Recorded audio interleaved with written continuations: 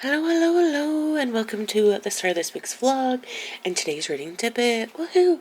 Alright, so like I mentioned in my last vlog that I've started to read Alchemist by Sin Yu, and I'm really enjoying it. Now, here's the thing, is that I haven't really read kind of like a fantasy book in a while, and this book, she be thick. It's like a little over 1,000 pages long. So, like, I guess the inspiration of this book is a mixture of like Harry Potter and The Handmaid's Tale. I've never read or watched The Handmaid's Tale, right? But I have read Harry Potter, and this is like what if in the Order of the Phoenix, I believe, if they lost the war, like what would have happened, right? So obviously this is like about alchemists. So what we have is like a war was fought and it was lost, and we have Helena, who was put into stasis, and she's been in stasis for 14 months, which is like unheard of, and but she doesn't remember like what happened, and what's being suggested is that she self-preserved herself in order to do that, and some of the connections between like her memories have just been gone, and she's like never, and so they're trying to get them out of it, and it could be because she's a vivimancer, right, which is like a good thing where it's like you can potentially like a really good healer, right, and she's potentially like a really could control the living, but that is just like a rumored thing, we don't know that for sure. But it versus like a necromancer, which is like the necromancers are in like power now, right, where the alchemists were in charge before.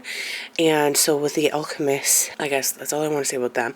But the necromancers, like they take like the people, like they're like the undead, and the more like you get punished, the more that gets like taken away from you until you're just, and they report the necromancers, or like these, what do they call the necrolized, I think, right? Or the, I don't know, I kind of want to go back and find it, but like what the word is, but it's just like they're like the undead, and they will report back if you, or like they have the power to like harm you if you know, if they hear something like wrong. And the power of the eternal flame was like the name of the resistance that kind of was during the war kind of doing it. And the cool thing is that with this cover, you see you got that I think it's called an Ouroboros, which does play time. Go and play into the book so far. But look at the inside of this cover. Isn't that so cool? Liked it, right? But I guess what I was trying to get or try to say is that I haven't read like a fantasy book that's like this involved in a very long time. So I've had to go back and reread some chapters just to make sure I understand what's going on, which is totally and completely fine. But yeah, so I'm kind of happy that I did, because I ended up missing way more than what I thought I did. So yeah. So anyways, give it a double thumbs up. Hopefully everybody's doing alright. Oh, it'll probably take me like 2 or 3 weeks to finish this book, since it's 1,000 pages. Like, you know, when I'm reading it very slow, especially because I've read some chapters. But yeah, anyways, that's it for me. Happy reading, everybody, and we'll catch you on the next Dippit. Bye! Hello, hello, hello, and welcome to this reading Dippit. Alright, so I've now finished listening to Above of Air by Philip Reeve, and this is the second book of the Fever Crumb series. So the book starts off right where it ended, or I guess like 2 years in the future, where Fever is like doing the lights for the play for like the Rolling Stones, who are like the traveling they're traveling like actors, and they come and to this like city, and it's where like they kind of like stay there for a while, and they end up, you know, like just hanging out doing their plays and whatnot. And this is where Fever ends up meeting Mr. Thursday, who is another engineer who came into the engineering guild and then left again within the 2 years that she has gone. And she knows this because of by like the shaved head that he has, and that, so, but Mr. Thursday, he's trying to figure out how to make airplanes work, right? Or, and not just like airplanes, but like limps, or just like machines that fly, right? And guess what he makes? The Jenny Heavy Air. Yep, That's right. It's this Mr. Thursday. And so, you know, the fever does end up like driving it a little bit, or to the best of her abilities. And like this, so like this book is really about like the superstitions of like flying machines, and just like how like they feel like, because this takes like place like so many years in the future, and there's like all these like superstitions about like flying machines and like airplanes, and like how they think like there's a portion of people who don't think that they exist, and that we shouldn't be trying to create this technology again because of like what has happened in the past with them. And it's just, oh my goodness, right? So it's all this kind of ridiculous stuff about you know, why we shouldn't be creating them, and like how they were the destruction of the past, and now there are a group of people who don't even think that, like, you know, airplanes or like air travel even is possible, right? And of course we got like some angels in here who actually help out quite a lot.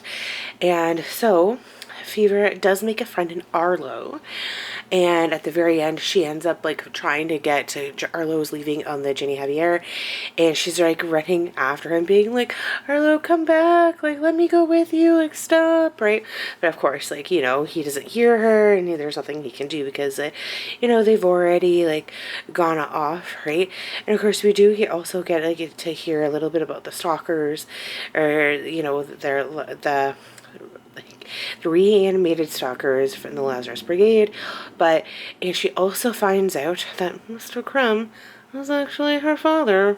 So that was like a nice little tidbit at the end, but it really is just kind of like her like finding out who her dad is, and just like helping out with like the airplanes, and how she ends up like building like the Ginny Javier, and like how that aircraft is kind of being put aside for the moment, other than Ginny Javier. And you know how London is getting retrofitted, I guess, in a way to be more mobile. But yeah, and it's really just kind of a web of lies, or a web of air that we really need to, you know, to get over. So yeah, I really liked it. And you know, just the things that we tell ourselves, and the things that people believe. Alright, give it a thumbs up. Hopefully everybody's doing alright, and we'll catch you on the next Dippit. Bye! Hello, and welcome to this reading Dippit. Woohoo! Alright, so I have now just finished listening to Scrivener's Moon, and which by Philip Reeve, the third in the Fever Crumb series. And oh my goodness! And they're action-packed kind of book. We learn how like the stalkers, like how they came from, why they're like that. We learned what the 16-minute war, like how it happened, who it was between, and yeah, so in the Fever Crumb, series, we don't really call them stalkers. We call them, they're called like scavengers. And so we find out that it's kind of like an amalgamation of words, kind of like from the Scrivers Institute. And so Fever and her gang of friends, they end up like traveling to them and seeing like where it is and everything like that.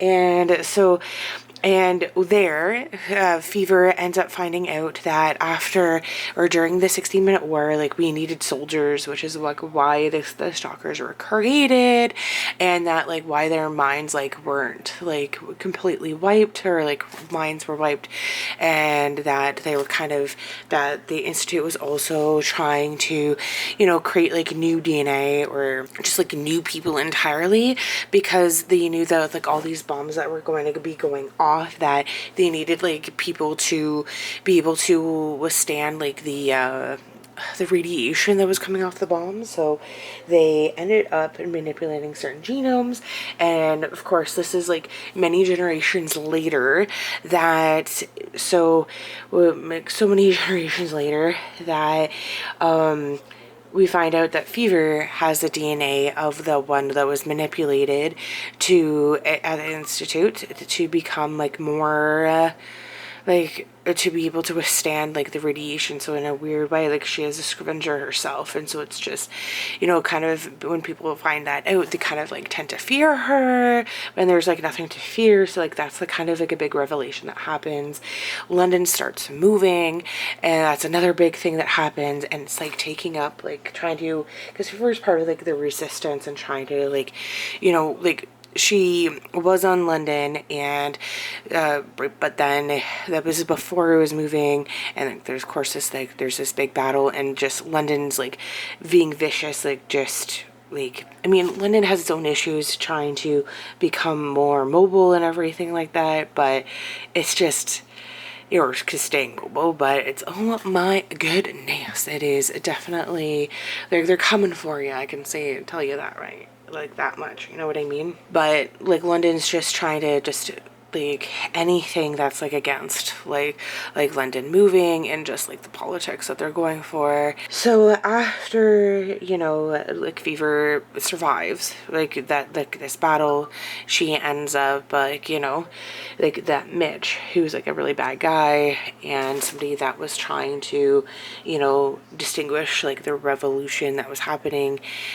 Fever finds him and they end up fighting. So yeah, like so it's kind of like the end of the book is kind of open-ended, but you know, Mitch is going down, right? But anyway, so that's kind of it. But guess what?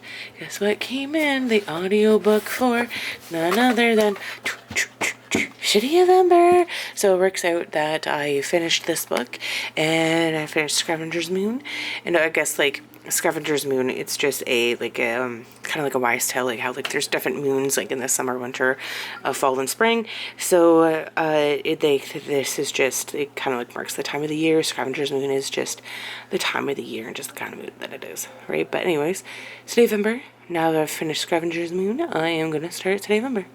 Yeah. Well, hopefully everybody's doing alright, and we'll catch you on the next Dippit. Bye. Hello, hello, hello, and welcome to this reading Dippit and this week's vlog. Woohoo! Alright, so I've read a couple books this week. I've started a new book series, and I'm happy to go through it. I am 3/4 of the way through this audiobook already. Loving it. Liking it. Yeah. But anyways, that's just kind of it for me. I know that one of my library holds came in, and I will be picking it up tomorrow. Yahoo! Alright, but anyways, I just wanted to throw that out there. Did lots of reading, more, you know, listen to audiobooks, and I'm happy to, you know, watch or listen to City of Ember, and I can't wait to watch the movie afterwards. It's pretty close so far, and I am liking it, but I did like the movie, so yeah. Alright, anyways, I am looking forward to finishing off the City of Ember series, and I don't know, but anyways, give it a double thumbs up. Hopefully everybody's doing alright, and we'll catch you next Dippit. Bye!